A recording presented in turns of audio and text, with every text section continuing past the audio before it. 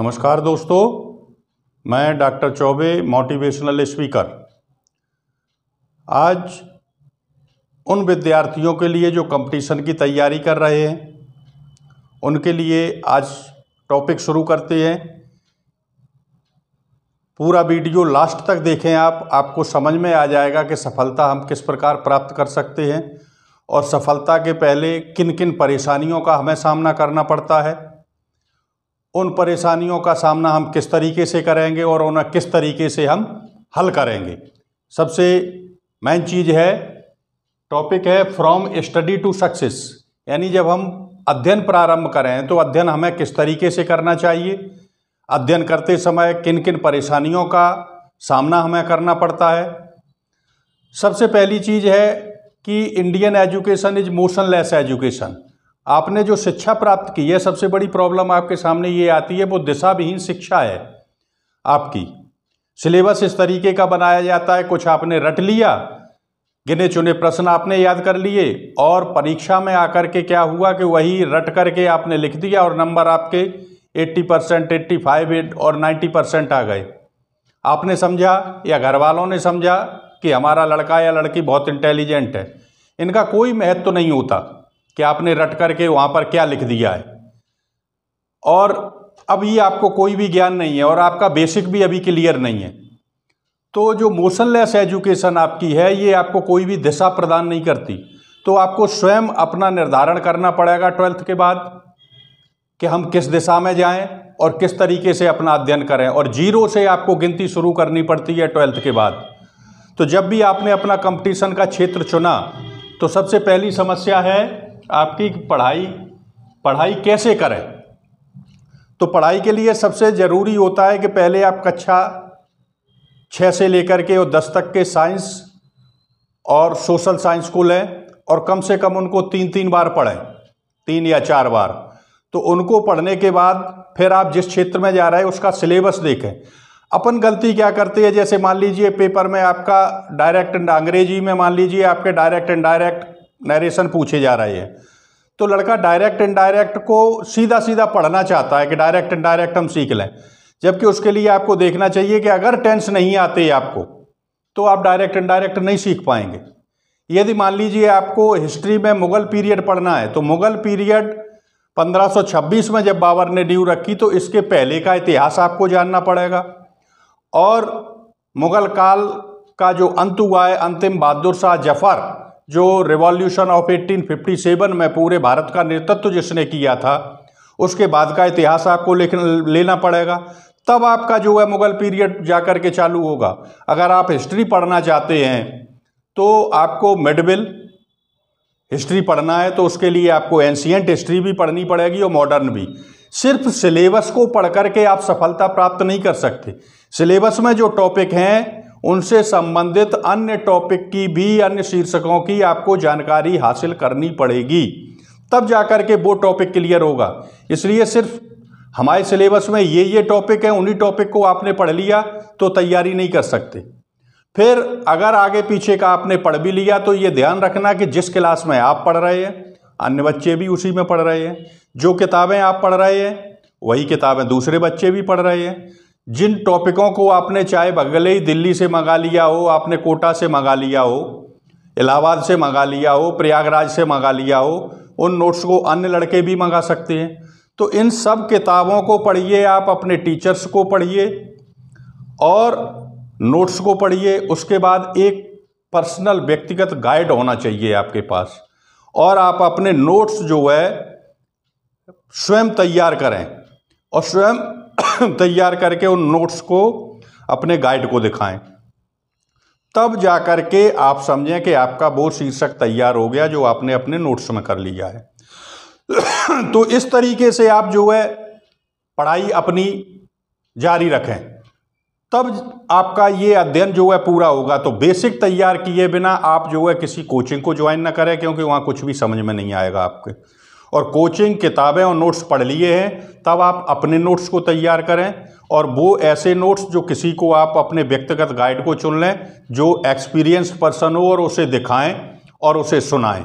अब जब नोट्स तैयार हो गए तो यहाँ से आपकी तैयारी शुरू हो जाती है। इसके बाद ऑब्स्टेकल्स फिर आएंगे आपके सामने, प्रॉब्लम्स आएंगी, डिफ़िकल्टीज आएंगी।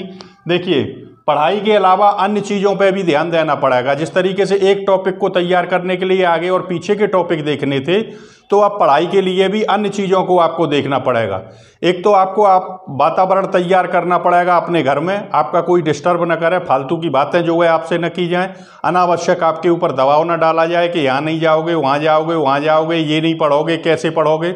वो स्टूडेंट अपने आप समझता है कि हमें कैसा करना है। तो माहौल तैयार करें आप अपने घर में, आपका किसी भी प्रकार का डिस्टर्बेंस ना हो। इसके अलावा आरामदायक क्षेत्र को छोड़ दें। रात को जो आप पढ़ते हैं तो ज़्यादा ज़्यादा आप 12 बजे तक पढ़िए और 12 बजे के बाद सो जाइए, क्योंकि एक तो पढ़ाई का बोझ आपके ऊपर है, आप उससे जूझ रहे हैं। और रात ऊपर वाले ने, प्रकृति ने क्या किया है कि सोने के लिए बनाई है, तो सुबह कम से कम 5 बजे, 5:30 बजे आपको जग जाना चाहिए। अगर आप नहीं जगते हैं और रात के आप 2:30, 3, 4 बजे तक पढ़ते हैं और सुबह फिर 9 बजे तक सोते हैं, तो ये प्रकृति के अगेंस्ट एक लड़ाई और ले ली आपने। इससे जो है अभी आपकी बढ़ती हुई उम्र है, आपको पता नहीं चल रहा है, बाद में शरीर में कई बीमारियां पैदा हो जाएंगी। तो सुबह जगना आपके लिए बहुत ज़रूरी है। फ्रेश होना, फ्रेश होने के बाद आप फिर अपना एक्सरसाइज और मेडिटेशन कुछ भी 10, 15, 20 मिनट कर सकते हैं और उसके बाद नाश्ता करके आप फिर पढ़ने लगें, तो इससे आपके स्वास्थ्य पर विपरीत प्रभाव नहीं पड़ेगा। तो सबसे बड़ी चीज़ है कि आरामदायक क्षेत्र को आप छोड़ें। दिन में भी सो लेना, रात में भी सो लेना, अच्छा खाना, आलस फैलाए रहना। तो you will have to leave your comfort zones. जब तक आप कंफर्ट जोन से अपने से बाहर नहीं आएंगे, थोड़ा पाने के लिए बहुत कुछ खोना पड़ता है। No pain no gain. तो पहले आप अपने आरामदायक क्षेत्रों को छोड़ दीजिए जो आरामदायक क्षेत्रों में घुसे हुए हैं। नेक्स्ट है पूर्ण समर्पण। जिसे चीज़ को आप कर रहे हैं उसके लिए आप पूर्ण समर्पित हो जाइए। अब पूर्ण समर्पण होते समय आपको कौन कौन सी चीज़ें आपको डिस्टर्ब करती हैं, उन चीज़ों को जो है देखिए और उनका सॉल्यूशन भी निकालिए। तो 100% आप जो है डेडिकेट जब हो जाएंगे, पूर्ण समर्पित हो जाएंगे, तो एक ना एक दिन चीज़ वो अपनी हासिल आप कर लेंगे। क्योंकि पूर्ण समर्पण होने पर आपके अंदर एक चुंबकीय शक्ति पैदा होती है जो हर चीज़ को अपनी ओर खींचने लगती है धीरे धीरे, और प्रकृति आपको वो देने लगती है जो आप चाहते हैं। नेक्स्ट, अनुशासन का पालन करें। सूरज और चंद्रमा प्रतिदिन सदा समय पर उगते हैं और निर्धारित गति से चलकर निज यात्रा पूरी करते हैं। सदा घूमती रहती पृथ्वी कभी नहीं यह रुकती है और सभी बंधे हैं अनुशासन में। अनुशासन ही जीवन है। प्रकृति हमेशा हमारी जो है लंबे समय से चल रही है, पिछले समय से और लंबे समय तक चलेगी। थोड़े थोड़े परिवर्तन जरूर होते रहते, तो लंबा समय क्यों? जो अनुशासन से चलते हैं कि कब सोना है, कब जगना है। आप 24 घंटे का अपना टाइम टेबल बनाइए और टाइम टेबल के अनुसार आप जो है चलिए और अनुशासन का पालन करें। जो अनुशासन से चलते हैं वो लंबे समय तक चलते हैं और जो अनुशासन से नहीं चलते वो बहुत जल्दी ही टूट जाते हैं। तो प्रकृति हमें ये संदेश देती है कि अनुशासन का पालन करते हुए हमें चलना चाहिए। तो आप अपना टाइम टेबल बनाइए, सोने का, जगने का, खाने का, नहाने का, 24 घंटे का पूरा कार्यक्रम रहना चाहिए कि कितने बजे सोना है। तो आप जो है सफलता अवश्य प्राप्त करेंगे। नेक्स्ट है लगातार रिवीजन। अब आपने जो नोट्स भी बना लिया है, मान लीजिए किसी एक टॉपिक का नोट्स बन गया, अब दूसरे का जब बना रहे हैं तो पहले वाले का रिवीजन करिए, उसके बाद दूसरे को शुरू करिए। दूसरा जब पूरा हो जाए और तीसरा बना रहे हैं तो पहले और दूसरे का रिवीजन करिए। इतनी बार रिवीजन करिए कि वो हमेशा के लिए अपने मानस पटल पर छप जाए। क्योंकि अब रटने की पद्धति छोड़ दीजिए, कितना रटोगे आप, सिलेबस बहुत ज़्यादा होता है। तो किसी चीज़ के तथ्य को पकड़िए। जब सुबह दही को मथा जाता है और मथने पे क्या है, आप उसकी नैनी जो निकलती है, घी निकलता है, उसे पकड़िए, मट्ठे को मत पकड़िए, क्योंकि मट्ठा तो भरा हुआ होता है पूरा मटका, उसे मत पकड़िए। तो किसी भी चीज़ के तथ्य को पकड़ना, सोचिए, समझिए, चिंतन और मनन करिए उसी पर। पूरा रटा नहीं जा सकता। अभी तक आप रटते रहे और परीक्षाएं पास करते रहे तो उससे कोई मतलब नहीं निकलता है कि वो रटने से आपने नंबर ले लिए 80 और 90%, वो अब काम में नहीं आएंगे। अब आपको तथ्य तैयार करने हैं और बार बार जब आप चौथा टॉपिक लिखने लगे तो फर्स्ट, सेकंड और थर्ड का रिवीजन करिए। एक टाइम वो आएगा कि एक चैप्टर को रिवीजन करने में मात्र 10 मिनट लगेंगे आपको। हर पन्ने की हर लाइन और हर अक्षर आपके मस्तिष्क पे होगा, मानस पटल पर छप जाएगा। किसी चीज़ को बराबर बराबर अपन दोहराते रहते हैं, वो हमेशा के लिए अपने मस्तिष्क में छप जाती है। और फिर जब नोट्स पूरे हो जाते हैं तो किसी भी टॉपिक को अपने मन से लिख करके देखिए, फिर नोट्स से मिलाइए कि मैंने कहाँ गलती की थी। फिर आपकी कलम में भर जाएगा और जब परीक्षा में आप उस टॉपिक को लिखेंगे तो यथावत जैसा नोट्स में लिखा है वैसा ही। इसमें कई चीज़ें होती हैं कि लिखने की कला, अशुद्धियाँ नहीं होना चाहिए, व्याकरण की अशुद्धि नहीं होना चाहिए। चाहे आप हिंदी मीडियम के स्टूडेंट हों या इंग्लिश मीडियम के, वाक्यों को शुद्ध बनाइए और राइटिंग अच्छी होना चाहिए। Writing has an important part to get high marks in the examination. Writing का बहुत बड़ा अंतर पड़ता है। नेक्स्ट, क्रमबद्ध कठिन परिश्रम। ये नहीं है कि आपने 6 महीने परिश्रम कर लिया फिर 1 महीने का गैप कर दिया कि बुआ के यहाँ शादी थी, मामा के। तो यारी दोस्ती रिश्तेदारी अभी सब छोड़ दीजिए।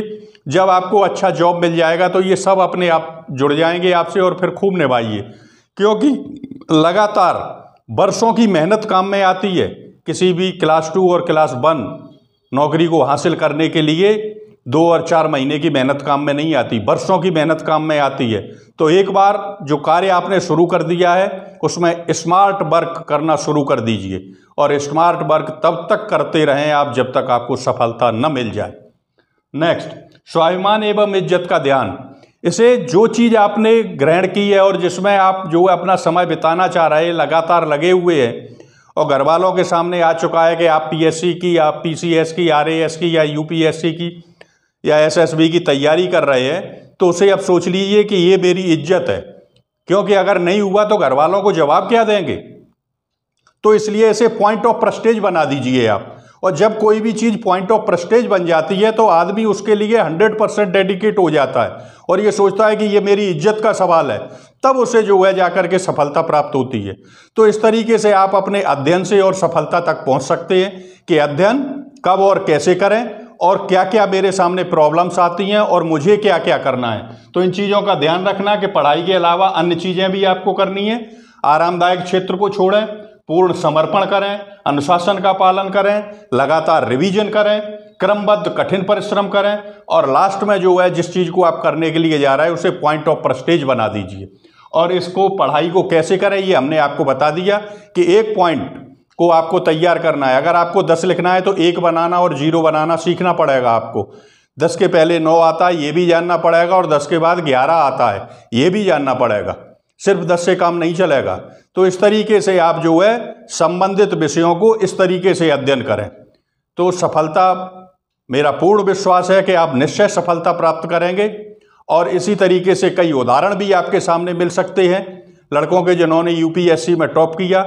उन्होंने जो है क्रमबद्धता दिखाई है अपनी और अधिक से अधिक उन्होंने किताबों का अध्ययन किया है। तो मैं सोचता हूं कि ऐसा ही आपको करना चाहिए। मेरी शुभकामनाएं आपके साथ हैं। अगले वीडियो में एक नई स्पीच मोटिवेशनल आपके लिए लेकर के फिर आऊँगा। तब तक के लिए नमस्कार।